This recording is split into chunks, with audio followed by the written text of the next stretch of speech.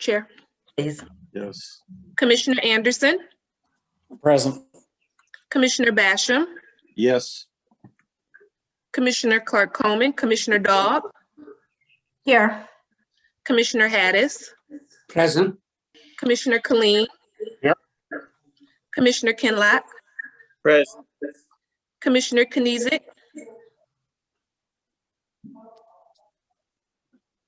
Commissioner Kniezek, Commissioner Marecki, Here. Commissioner Baker McCormick, Here. Commissioner Scott, Present. Commissioner Varga, Here. Vice Chair Pro Tem Baydoun, Here. Vice Chair Palomera, Here. Chair Bell, Here. Commissioner Clark Coleman, and Commissioner Kniezek. Okay. You have a quorum present. Thank you so much. Do you need to read the statement about everyone being in Yes, Wayne County? thank you. Thank you so much. If you are not in Wayne County, can you please indicate by saying so at this moment? Thank you. Okay, thank you. Next item, please. Approval of the minutes of the April 15, 2021 meeting. Move approval of the meeting minutes with any necessary correction, Madam Chair, Commissioner Kinlock. It's been moved and supported. Are there any corrections to the minutes? Hearing none, all in favor say aye. Aye. Aye. Aye. Anyone wish oppose? Anyone wish to abstain? Motion carries. Thank you. Next item. Chair's remarks. No remarks today, just so thankful for a beautiful day that we have outside, and hopefully you'll get a chance to enjoy the weather this evening. Next item. Unfinished business, there is none listed. We are going to move to the addenda. Item number 4, under new business, it's requesting commission approval of the appointment of Catherine Joyner to the Wayne County Women's Commission. Okay, so we have four items for appointments. We can take them all together or we can take them individually. All together would be fine. Me too. Okay, all together, let's discuss those first items. And I heard Commissioner Scott move first. The first item is her member for the Women's Commission. Is there any discussion on that item? Commissioner Scott, would you like to say a word about Ms. Joyner? Yes, Mrs. Joyner is a longtime Highland Parker, was on the Highland Park School Board for a number of years, and she is a great storyteller and works with our children. We don't have a library any longer, but she and my first appointee, they work together on doing things for the children, getting books and that. We have some little libraries all over the city and that.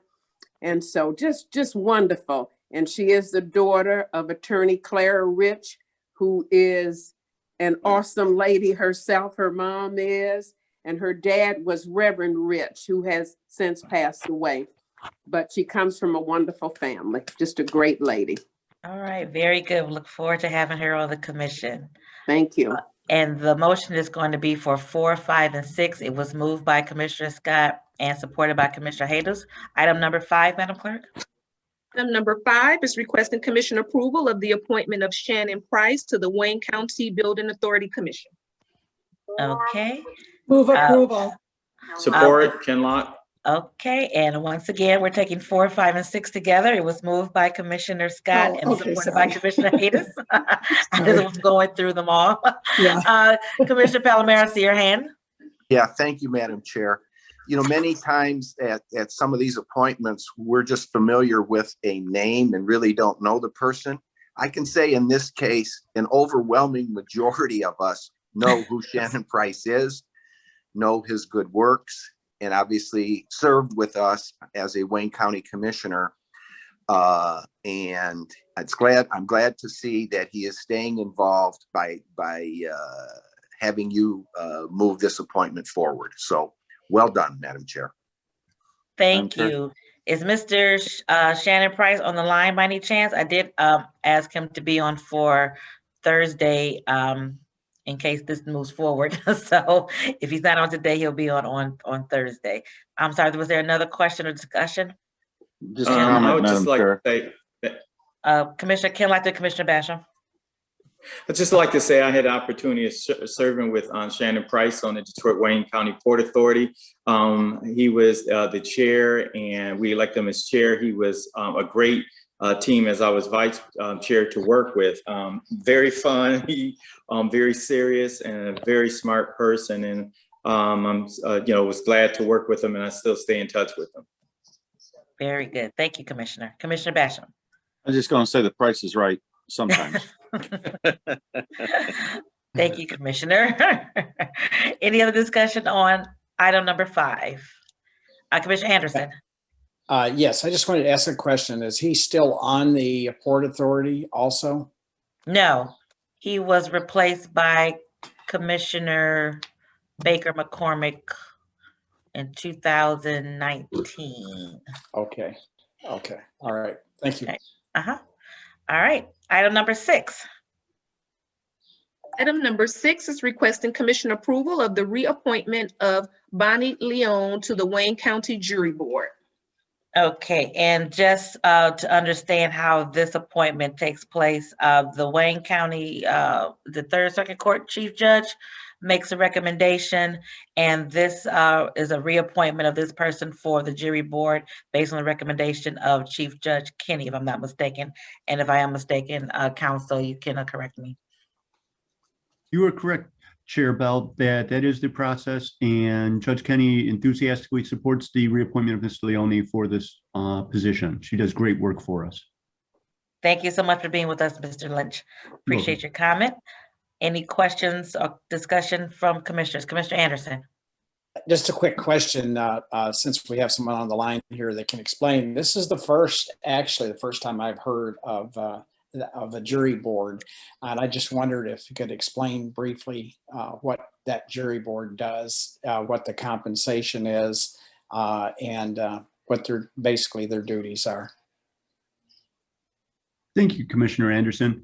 The board or commissioners do the work of reviewing the individual summonses as they are returned to the jury office to determine who is qualified and ensures that those people who are summoned for jury service are in fact capable of serving as jurors, both for the circuit court as well as for the various district courts throughout Wayne County.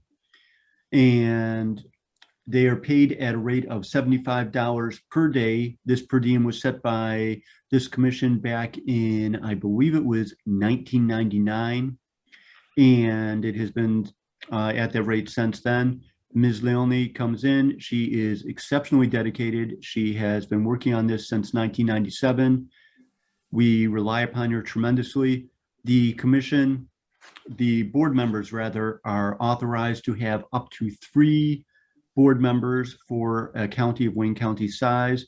We are currently down to 1 active commission member with the reappointment of Mr. Leone. We are actively working to get 2 others on board. And I believe all of the commissioners are familiar with the fact that the commissioners have to be a bipartisan body. No more than 2 members may be from any one party. Have I addressed your question adequately, Commissioner Anderson? Yes, you have, and thanks for the explanation. You're welcome. Thank you, Commissioner. Thank you, Mr. Lynch. Is there another question? Did I hear another voice? No? Okay. Any other questions one more time on item number 6? Okay. So we have 4, 5, and 6 again moved by Commissioner Scott, supported by Commissioner Hayes. All in favor. Roll call vote for 4, 5, and 6, Madam Clerk.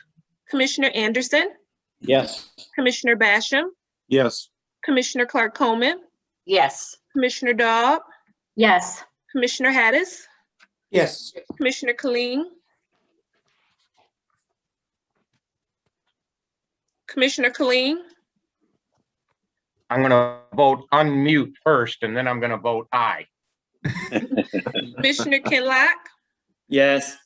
Commissioner Kniezek, Commissioner Marecki, Yes.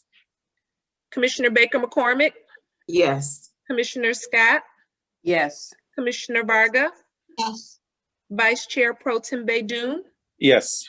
Vice Chair Palomera, Yes. Chair Bell, Yes, motion carries. thank you so much. Back to the agenda.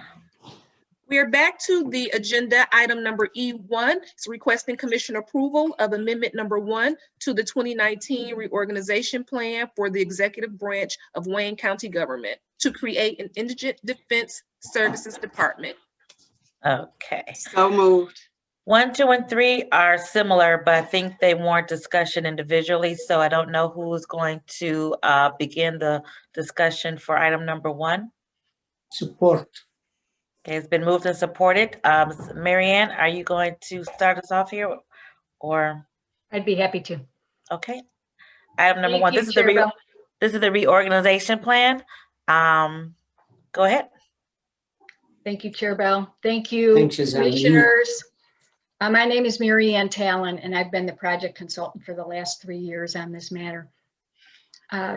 For your consideration this morning are, as Chair Bell mentioned, 3 matters. The first is our request to amend the 2019 reorganization plan to add the new Department of Indigent Defense Services. The second and third request are to amend the procurement ordinance to allow that new department to procure attorney and investigator and expert and other professional services in a manner that allows solo practitioners to easily participate and continue to represent indigent defendants. So I'll just give a little bit of history briefly first before I talk about the reorg plan. As most of you know, when the Michigan Indigent Defense Commission Act was passed several years ago, the state of indigent defense services in Wayne County was pretty dismal. But with funding from the MIDC, we've been able to start to turn that corner, and we've begun to implement changes that are quite dramatic. Our public defender office RFP resulted in a contract with Neighborhood Defender Services. We hope to continue that contract. You will see that contract for approval in the next few weeks. As you know, they currently handle 25% of the trial court cases, but they've also begun to handle all of the training, not only for their own staff, but for all of the over 200 assigned counsel who take these cases. So that's a step in the right direction. With grant funding, we've also been able to provide investigators and experts, not only in the office of our public defender, but for all of those other cases that are represented by assigned counsel, where the assigned counsel feels that an investigator or an expert is necessary in those cases. And many of you have met Angela and Neil, who I believe are on the phone this morning. They started out on contract, handling the administration of those, and now they have joined the office as full-time employees.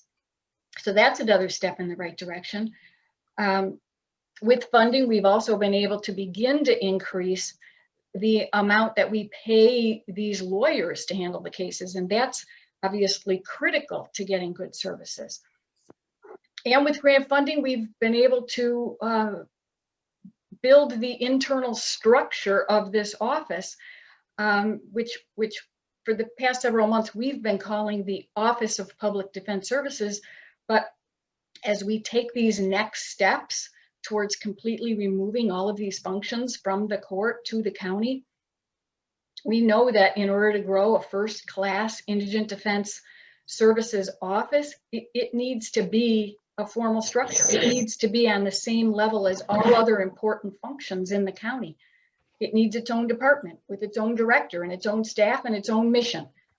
And so towards that end, we've hired Robin Dillard-Rousseau, who I believe everybody has met, to direct this new department after your approval of her as the director. We've also hired Viola King, who I believe is also on the line this morning, and many of you have met, to be the assigned counsel administrator. We've hired Jill Tynes to be the IT manager. I think everybody knows Jill. And we've hired Angela and Neil, whom I mentioned earlier, to be in-house investigator, expert administrator. So we're moving towards that. We've now obtained the funding to begin building the physical offices for this new department here in the Guardian Building. And while we're still recruiting and interviewing for other critical positions in the department that'll be necessary when we completely transition all those functions over, it's time now for us to request formal recognition of all this effort and request that this department be established and supported in all of its important responsibilities. And to do that requires an amendment to our reorg plan to allow for the creation of this new Department of Indigent Defense Services. So that in a nutshell is why we're here on item number 1. I'd be happy to just briefly give an overview of item number 2 and 3 and then take questions from everybody, or I'd be happy to take questions just on the reorg plan, whatever you prefer, Chair Bell. Let's take questions on the reorg plan, and then we'll go to the next item. Any questions on the reorganization plan? Any questions on this one item before we move on to the next item? Madam Chair, Yes, Commissioner Baker McCormick. what is the anticipated number of defendants that this department will assist? There are approximately 16,000 cases a year that are felony cases out of the Third Circuit Court. Now, that would be the number of cases right now.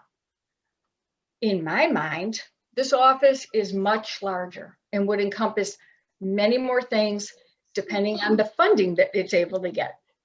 So I would say, I would answer your question by saying 16,000, but it could be bigger. Thank you. And since you said the word funding, this office is a state mandated office, correct? The functions are state mandated, yes.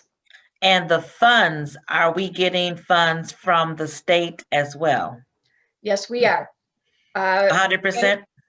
No.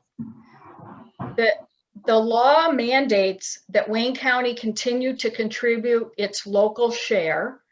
Our local share was established back in 2018, I believe, by taking the average amount that the county spent in the years 2010, 11, and 12. But every year, that local share gets adjusted depending on the inflation rate. So our original local share was in the neighborhood of 7.4 million. Each year, the adjustment results in the local share being approximately 7.5, 7.6 million. So we know that at a minimum, that's the amount going in from the general fund. And that traditionally has been the same amount that we've always contributed to this. Correct. Okay. Now that doesn't mean that that will be the only amount that goes in from the general fund. There may be other functions that this department in the future wants to handle that require general fund dollars. And I know that this commission is supportive of a robust indigent defense services department. So I'm not precluding other grant funding or other general funding. Okay, and then just to be clear, going forward with the state portion, that is indefinite. Well, we'll get that state funding always. It's not a point 5 years, 10 years, 20 years where the state will stop funding. As of right now, that is something that the state will always fund their portion. Right now, it's the law. Okay, very good. That's all I know. I cannot, who knows what the state will do. But right now, that's what it says the law is. Okay, very good. I see 4 commissioners. Madam Chair, to that point, I just That wanted point, then to, I have a list. okay, I just wanted to clarify the current funding amount from the commission or from the county is what? I don't have the exact number in front of me, but I believe that the fiscal 21 local match was about $7.6 million. Thank you. Okay, all right, thank you. I have a list, Commissioner Marecki. Thank you, Madam Chair. Mary Ann, so that out of the 16,000, the company we hired does what, 25% of those? Currently. And then 75% will be in this Assigned reorganization? In this reorganization, or is that company then part of this reorganization too, the whole umbrella? Okay, so the Department of Indigent Defense Services will be managing the entire system, which consists of the Defender Office and the assigned counsel portion. It's a hybrid system. The department will not be handling the direct delivery of services. So it's not like the prosecutor's office that has assistant prosecutors handling the cases. This office will be managing the system where over 200 assigned counsel, who are mainly solo practitioners, handle a majority of the cases, at least currently, and the NDS office handles 25%. Okay. Now, having said that, that is not best practices in the country, and I would hope that we move towards best practices, which is that the Defender Office handles a greater percentage of cases. And in fact, this year we have asked the MIDC for funding for NDS to handle 35% of the cases. That hasn't been approved yet, though, so I don't want to speak out of turn, but the way it is currently, there's about 205, I believe, private practitioners handling 75% of the cases, and then the Defender Office, NDS, handles 25% of the cases.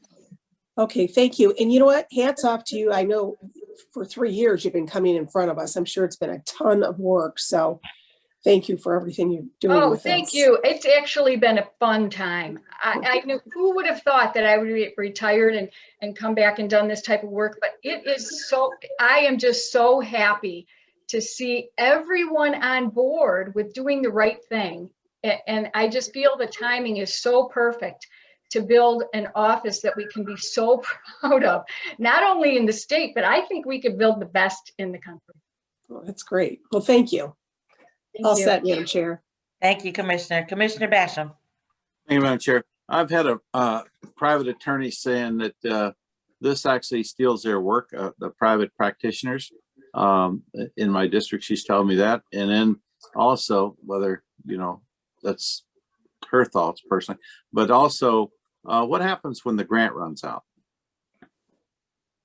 So Commissioner, with respect to an attorney saying that this steals her work, I'm not quite sure what this is, but there's no way establishing this department could steal any work from her because this department does not provide the direct services. So that couldn't happen. Now, maybe what she's saying is that by increasing the amount of cases that go to the Defender Office, the private assigned counsel will get less. I think that that's accurate. I wouldn't call it stealing. I think that what we would be doing is moving towards best practices, and best practices in the country are that a Defender Office handle more than we currently are handling. I can go into a little bit of why that is, and I also could, depending on how much time you want to spend, explain how I think we could balance that out a little bit more in the future. But we have to take these things one step at a time. And so to address her concern about having less work, I think at least right now, that's not accurate at all because the private assigned counsel have had 75% of the cases forever in Wayne County. I think in the future that it will be a little bit less, but I think that there'll be such better pay and so many more resources that lawyer is going to come out ahead, even if that lawyer has a few less cases. I'll leave it alone. Did you want to address the second question that he had about the funding? I think I mentioned that before. Oh, when will the grant run out? I'm sorry, Commissioner, I forgot that question. So every year we have to apply for money. Every year we don't know until we get the grant contract and approval of the MIDC how much money that's going to be. Every year so far it's been a little bit more than the previous year. This year, I think our ask is around, oh boy, I'm not going to remember this exact number, but Robin's on the line and can correct me. It's in the area of $55 million, I believe. Most of that is because we've asked for a very large increase in fees to be paid to the assigned counsel. So Commissioner Basham, to your question as to when will the grant run out? The grant runs out every year. Every year we have to apply again. Every year we don't know exactly how much we're going to get. It's up to us to be the advocate and to get as much as we feel we need.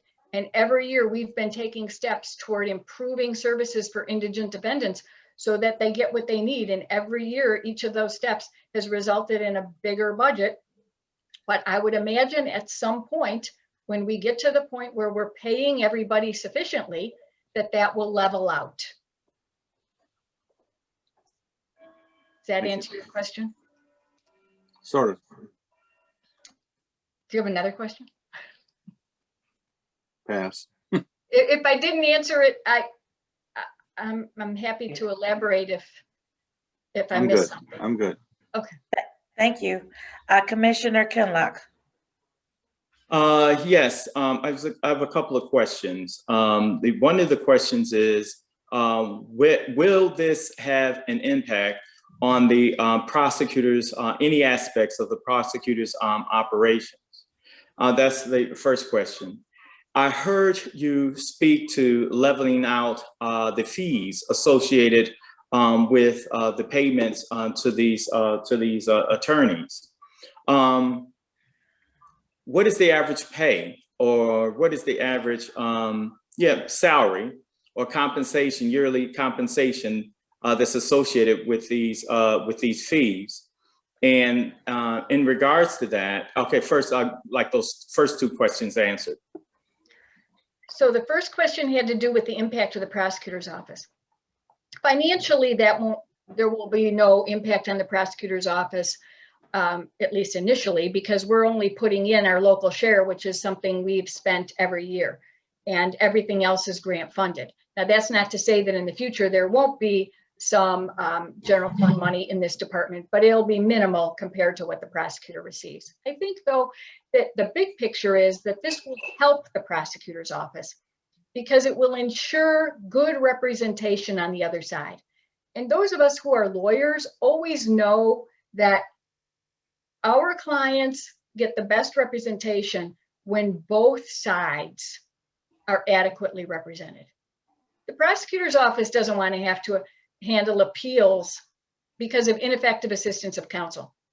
That's just a waste of their resources.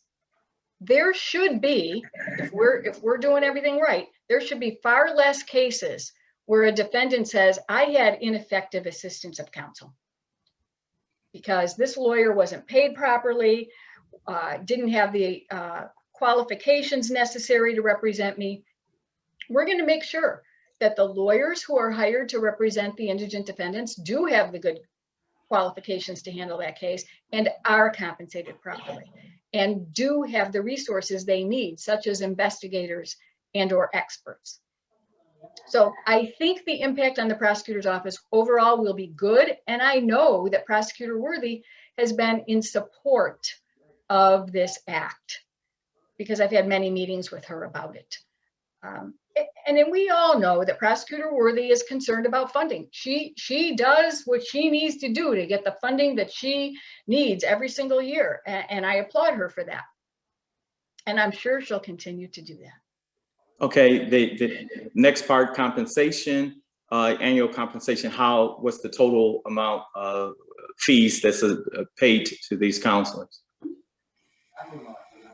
So the total amount now consists of the 25% that goes to the defender office, and that contract is about $8 to $9 million a year, although it's going to be more when we ask to increase the percentage. And then the way we pay assigned counsel right now is on a fee, an event-based basis. So what that means is we don't pay hourly. We don't say you're worth $100 an hour for every hour you spend on this case. And so submit your invoice at the end of the case and we'll pay it. We don't do that. What we've been doing for years and years and years is we have a fee schedule. And on that fee schedule, it lists the fees that will be paid for each event in a case, such as a jail visit, such as a preliminary examination or a motion hearing or a trial. And those fees are abysmally low. On average, how much does an attorney, on average, how much is an attorney who is part of being awarded work from the MIDC? On average, how much compensation do they receive in fees or any amount associated with this? I don't have an average amount for assigned counsel because some assigned counsel get many, many, many cases and other assigned counsels just get a couple of cases. That's one of the reasons we need to reform the system, is so that more counsel can have more cases if they want them, and less counsel can make a living without spending so much of their time on so many cases. Because the fee-based system is so abysmally low, there are some lawyers out there who make less than minimum wage. I think I can comfortably say that. But yet if you're employed by the defender office, you're making a decent salary, maybe $50,000, $60,000 a year, plus benefits. Our assigned counsel get no benefits at all. They're paying for all of their own benefits. They are not county employees. They are not employees of an organization. So I'm sorry, Commissioner, while I can't give you an average for an assigned counsel case, I think I can tell you how much we've spent over the last several years as a whole and how many cases we've handled, and you can do the math, but it's going to come out with something that's not going to really answer your question. Yes, that's what I would imagine. But okay, so my thoughts are, we're bringing this new department in because it's state mandated. Across Wayne County, the salaries and compensations are below, in many instances, the standards associated with the work in other communities and like like activities in other governmental units. In other words, they're being paid less here in the county, and we're bringing on this state mandated program. And so I just want to be clear about the compensation. Even though it's a fee, they're not employees, but they are still doing the work of the county on behalf of the county. Just wanted to get an idea of how much they will be paid in comparison to the attorneys who have far more cases that's assigned to them inside of the prosecutor's office. It is absolute, of course, that is a broader question, a broader concern that has to be addressed, and something that I believe is absolutely warranted.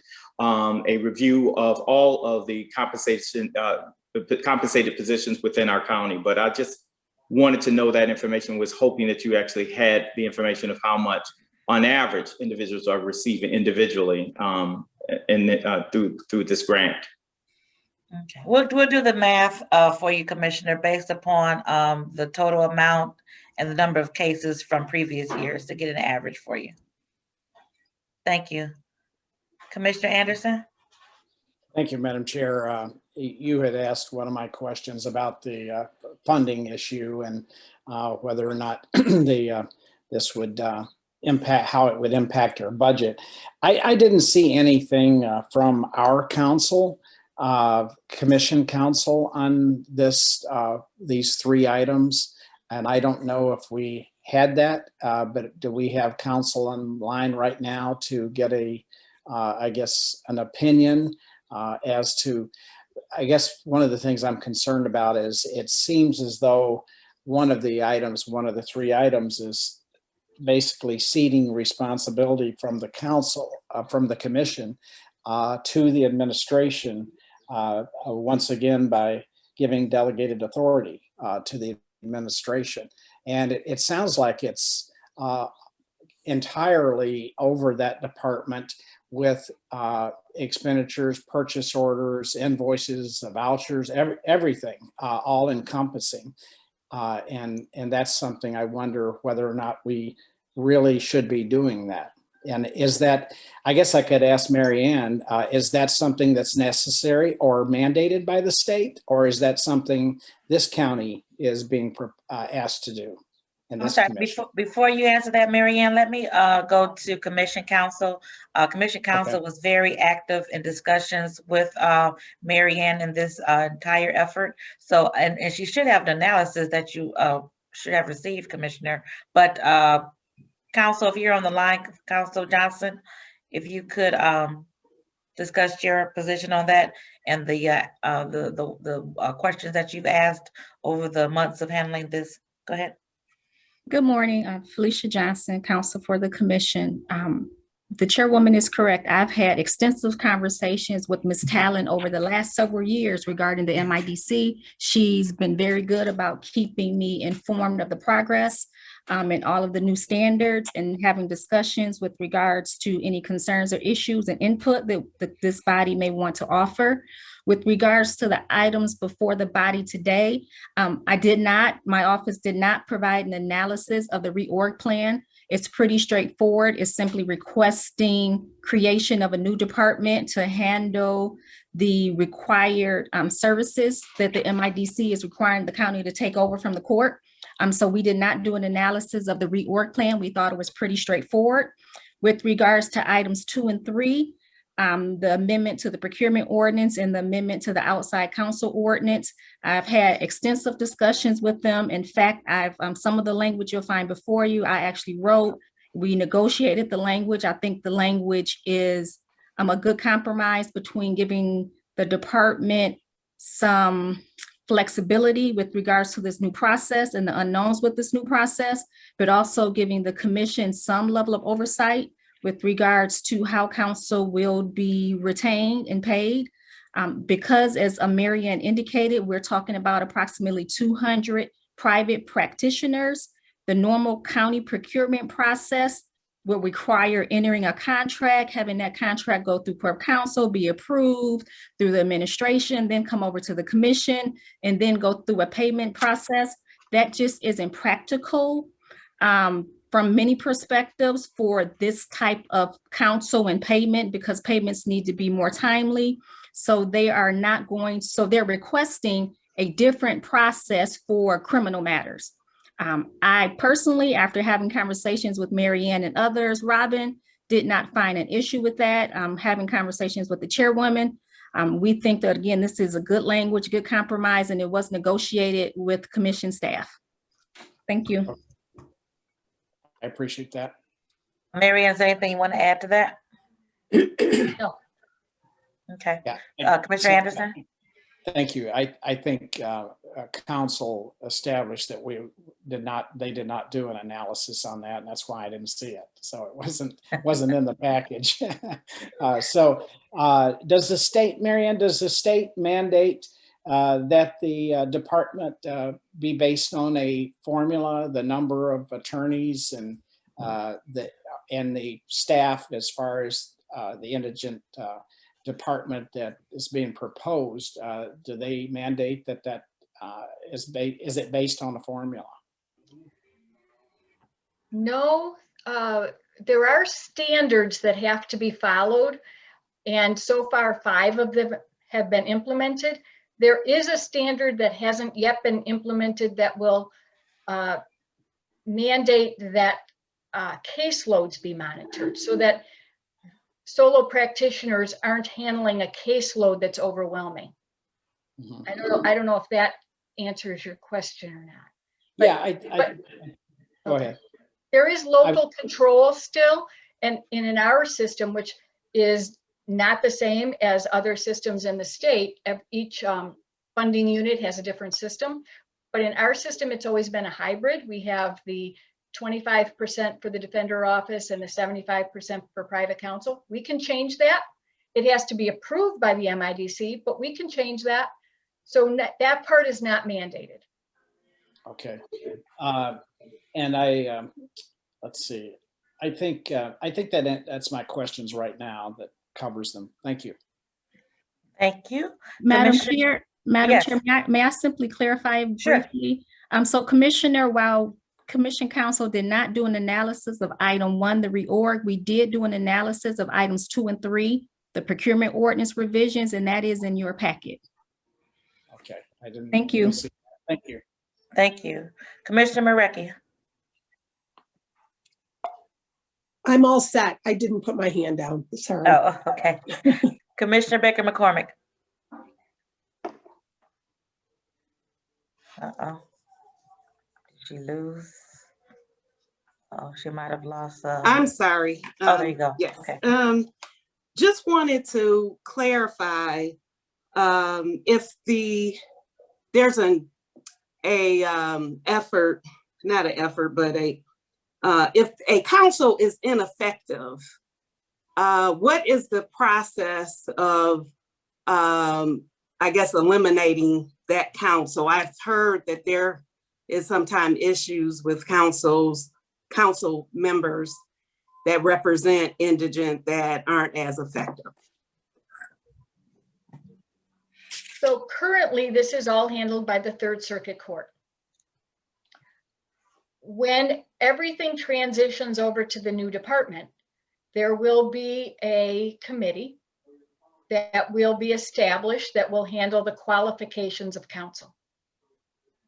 That committee will establish who gets on the roster to get cases. And if there are complaints about a particular lawyer and how they handle the case, that committee will also handle those complaints. That's a little bit different than a claim of effective assistance of counsel that a defendant makes to the Court of Appeals.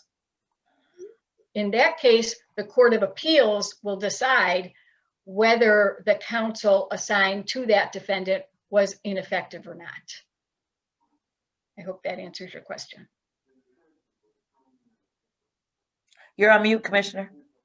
There you go. Yes, it partially does, but is there a process in your department to handle those circumstances where you might see that a counsel isn't as effective as they should be? And how do you go about choosing those council members? There will be a process. Part of the responsibility of the new department will be to not only qualify the lawyers who handle these cases, but to monitor their performance. So what does that mean? Well, in part, what that means is actually going and sitting in on court proceedings to make sure these lawyers are in fact handling them effectively.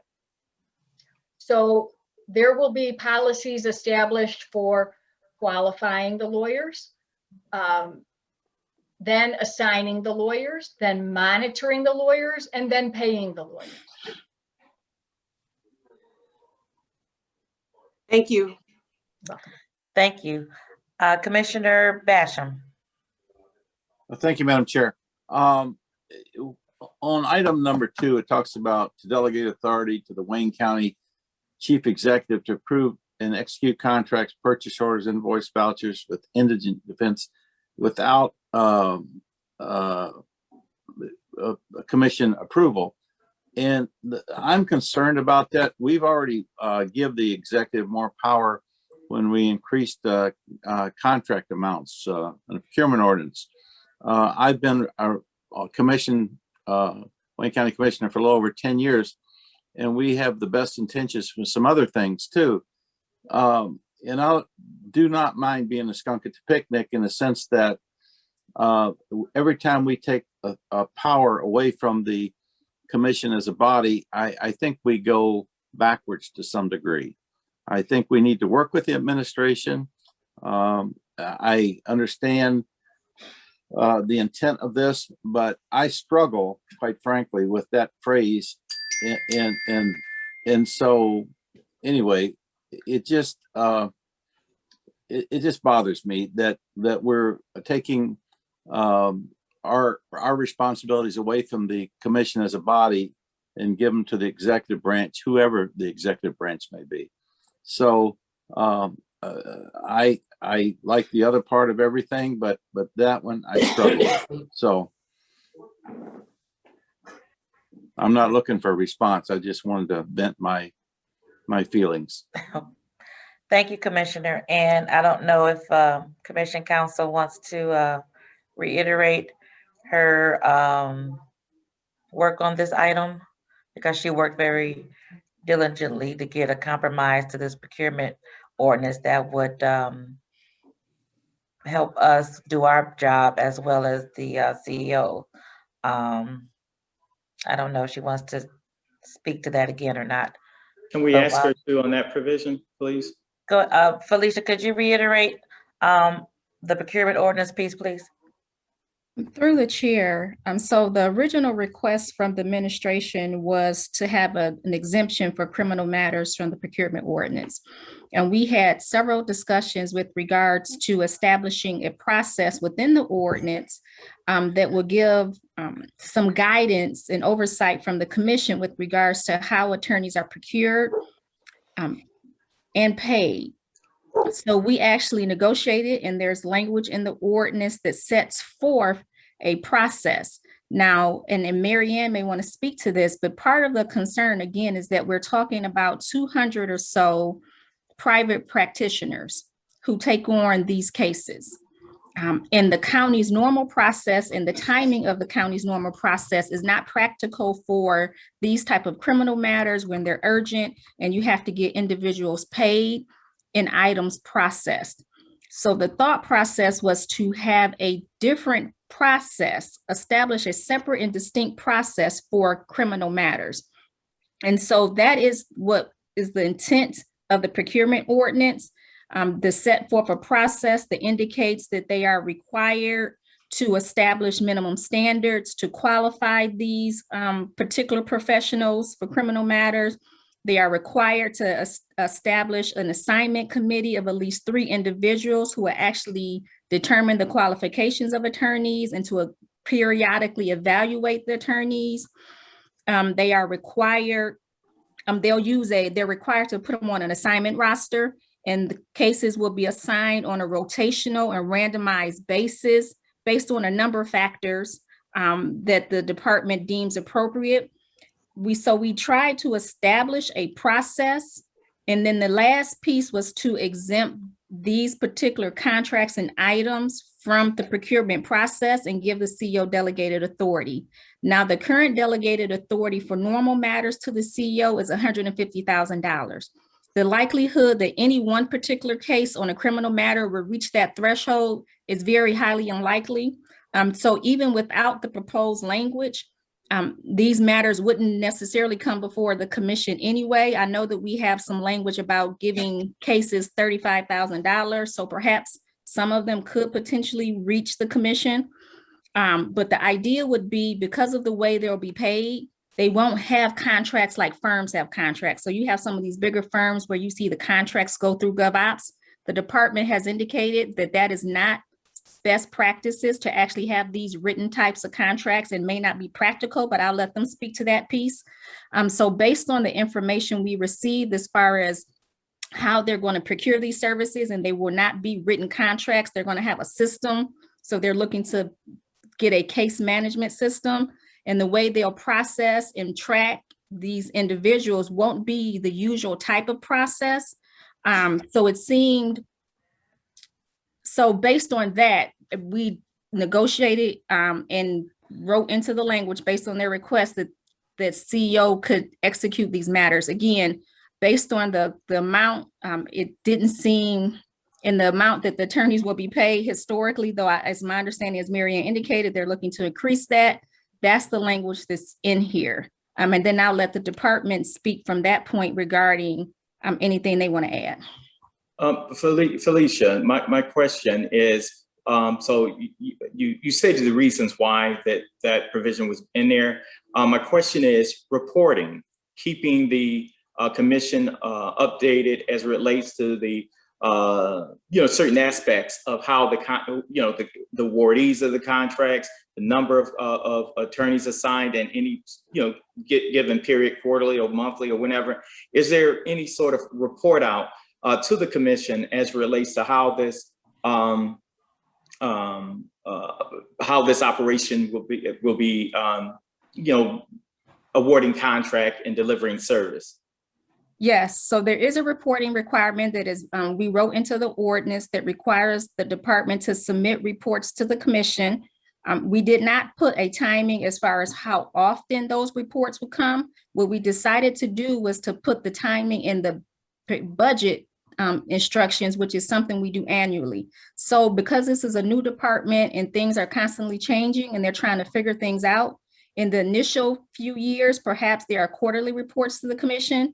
Once the department gets established, perhaps the budget instructions require annual reports, but we wanted to leave flexibility with regards to the timing of the reports. So this ordinance does not say how often, but again, as staff, we had determined to put that in the budget instructions so that can be reviewed and determined by the commission on an annual basis.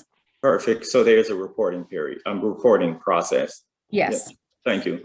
Thank you. Commissioner Basham, you still have the floor. Were you fine? Yeah, I have another question. Go ahead. This sounds good, except can we put a timeline on this so that commission reviews this to see if in fact it's working in, say, a number of years? So like 3 years, 5 years? You're asking to put a timeline on the procurement ordinance? Yes, and well, to execute contracts, purchase orders, invoices, and vouchers, we should take a look at it rather than just delegate our authority in a period of time so that we can review it and then we move forward, or leave it like it is, or see what the problems are and doing our due diligence. I just think that again, it sounds good on face value, but I've been down to the county long enough to know that a lot of things sound good, but over a period of X number of years, people start helping their friends and stuff, and it gets away from having sunshine on the process, and the county looks bad, including the commissioners. So if we could put some little, when it comes in front of full board, amendment to have a review process in X number of years, 3 years or 5 years. Commissioner, the procurement ordinance is ours, so we can amend it at any point in time. We don't necessarily have to put a time in the document because it's ours to amend anytime we want to amend it. So, and I mean, am I correct on that, Counsel? I mean, we could amend it next year if we want. So we don't have to necessarily put a timeline on it. We can see how it goes for a year, and look at it and see if that makes sense to continue. But we can always change the procurement orders because it's ours to amend. Okay, these meetings are recorded, so I'm hearing you say that, and based on that, I will reluctantly sit back and be ready to vote. Thank you. Thank you, sir. Commissioner Varga, we have not heard from you. And you're on mute, ma'am. Thank you. I just wanted to say at budget time, we're going to be working on the amount that they're going to receive anyway, so we will be scrutinizing it. So I feel comfortable with the system the way it's set up right now. Thank you. Thank you. Commissioner Anderson. I would just like to say I too would like to see a sunset on this, so we have to look at it again rather than letting it flow, and then I know how things seem to work, that we don't go back and look at it again unless there's something that forces us to do it. The legislature does that all the time, so they re-examine it, and they have to then vote to extend it. So that's my 2 cents on it. I think it's, again, ceding authority from the commission. Right now, we don't even have terms that there's going to be a report. I'd like to see that included.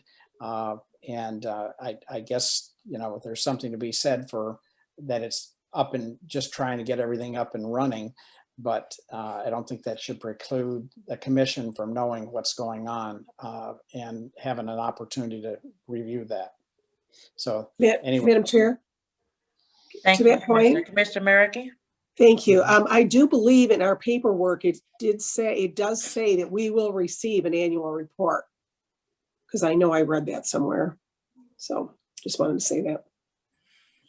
Yes, And if I might respond.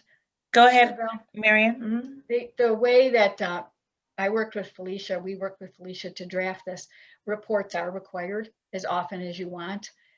And with respect to delegated authority, the commission has been delegating this authority to the court for years and years and years and years. So I understand the commissioner's concerns, and you know that we will always be available to come before GovOps, Committee of the Whole, the full board, anytime. We will always present any kind of reporting that you request. With the advent of the purchase of the new software system, I anticipate we'll be able to do reports we haven't even considered at this point. And so I understand your concern. I'm trying to say, I don't think a sunset provision is necessary because, as Chair Bell said, it's your ordinance. You can change it any time. And I think as we get this new department established, it sort of needs to be as seamless as possible for all of the lawyers. And right now, those lawyers are predominantly solo practitioners. They would not know how to respond to an RFP for outside counsel. It just would be so complicating for them. They don't have staff. A lot of them don't have offices. And we still need them to be providing this critical resource. Like Felicia said, we don't even anticipate contracts right now. Right now, they're not paid with contracts. They're qualified.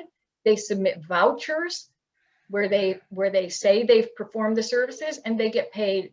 We see an evolution of that so that we're monitoring it and making sure that they're in fact providing the services and that those services are exceeding, hopefully, Sixth Amendment standards. But to make it as easy as possible for all of these lawyers to continue to do that, we have to transition this as similarly as what they're have been doing for all these years, although now getting paid better. We have to transition that as seamlessly as possible. So I think you can see all the language in the procurement ordinance that we've taken to outline the steps so that you can feel comfortable with exactly what this department will be doing to qualify and to monitor and to assign and then finally to pay. If it turns out that there's some sort of friends and family plan going on that nobody anticipated, I think that bridge can be crossed then. I think for right now, it's important that the authority that the commission has always delegated to the court just sort of seamlessly transition over to the executive so that these vouchers can continue to be paid without major disruption to these lawyers. Thank you. Thank you, Marianne. Commissioner Kenlock, you have another question?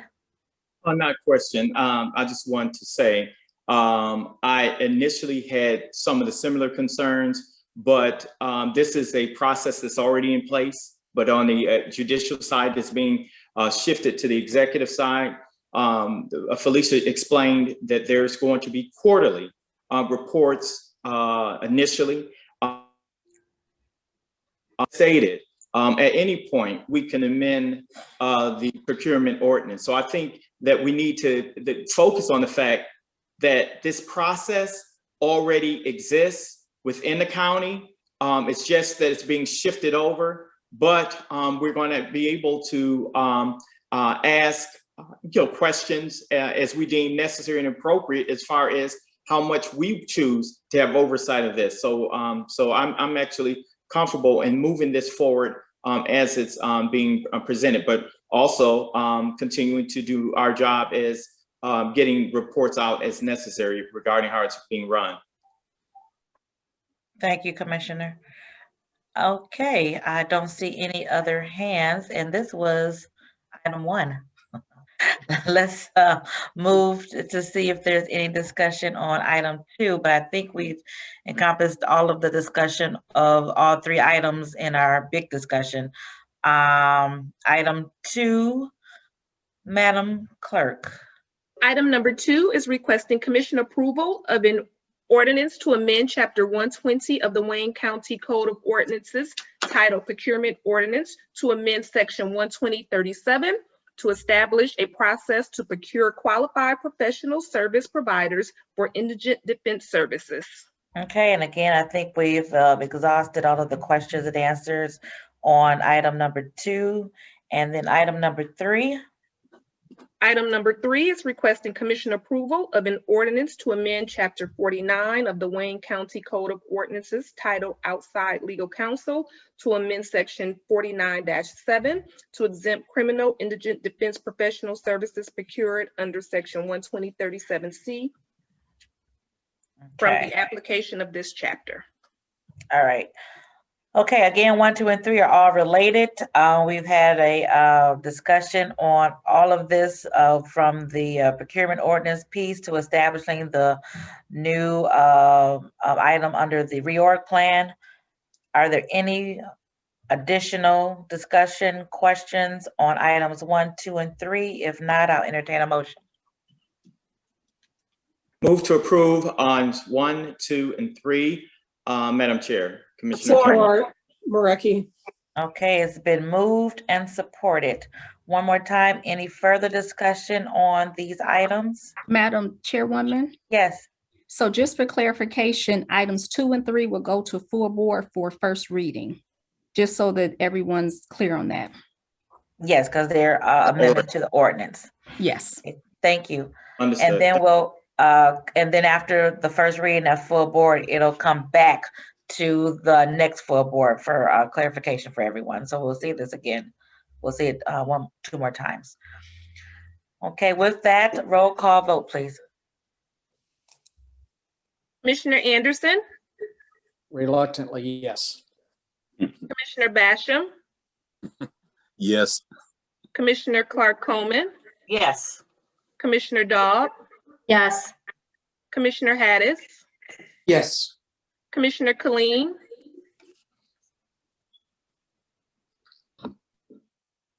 You Commissioner- unmute. First, I vote unmute. Secondly, I vote aye. Commissioner Kinlock, Yes. Commissioner Marecki, Yes. Commissioner Baker McCormick, Yes. Commissioner Scott, Yes. Commissioner Varga, Yes. Vice Chair Pro Tem Baydoun, Yes. Vice Chair Palomera, Yes. Chair Bell. Yes. Motion carries, and for the record, Commissioner Knizik did request an excuse. Thank you, Madam Clerk. Next item, please. Such other matters as may properly be submitted before the committee. I have none. Next item. Public comments. Okay, if you can unmute everyone. Is there anyone from the public who would like to make a comment at this time? If you're on Zoom or on the telephone, you can just begin. You have 2 minutes. Anyone on the telephone or on Zoom who would like to make a comment at this time? Any public comment? Did you receive any emails, Madam Clerk? No, I did not. Okay, thank you. Next item, please. Adjournment. So moved. Support. Okay, all in favor, say aye. Aye. Aye. Okay, thank you all so much. We'll see you on Thursday. Thank you. Have a great day. Enjoy the weather.